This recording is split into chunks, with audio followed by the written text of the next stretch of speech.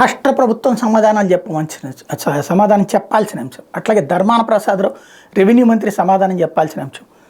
ఇప్పుడు రాష్ట్ర ప్రభుత్వం ఇస్తున్నది అందరికీ ఇళ్ల పట్టాలు రిజిస్ట్రేషను, అట్లాగే 10 ఏళ్ల తర్వాత అమ్ముకోవడానికి వీలుగా ఇచ్చేటటువంటిది ఎన్ఓసీలు కూడా అంతా బాగానే ఉంది. తీరా చూస్తే కొన్ని కాగితాల మీద అంటే చాలామందికి స్థలాలు ఇచ్చారు, ఇల్లు కట్టుకోలేదు కొంతమంది, ఇల్లు కట్టుకున్నారు కొంతమంది, అంతా బాగానే ఉంది. ఇప్పుడు సమస్య ఏమొస్తుందంటే కొంతమందికి స్థలం చూపించాల, దాంట్లో మాత్రం 2 లక్షల విలువైన స్థలం అని రాశారు. ఇవే ఇప్పుడు ఈనాడు హైలైట్ చేస్తుంది. ఖచ్చితంగా దీని సమస్య ఏమవుతుందంటే 2009 సంవత్సరంలో ముందు ఎలక్షన్స్ ముందు చాలామంది కాగితాలు ఇచ్చేశారు రాజశేఖర రెడ్డి, ఇందిరమ్మ లబ్ధిదారు, రాజీవ్ గురకల్ప లబ్ధిదారు అన్నటువంటి.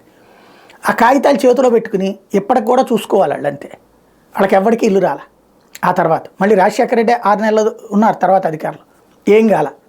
ఆ తర్వాత ఆయన చనిపోయారు, అసలు శాంతం పక్క వెళ్ళిపోయింది. గవర్నమెంట్ లిస్టులో వాళ్ళు లబ్ధిదారు, వాళ్ళతో అకౌంట్లు కూడా తీపిచ్చారు, సీన్ కట్ చేస్తే మిస్సింగ్.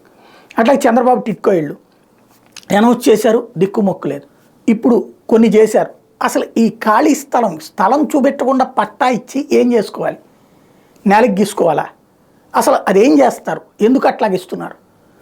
ప్రభుత్వం సమాధానం చెప్పాల్సి ఉంది.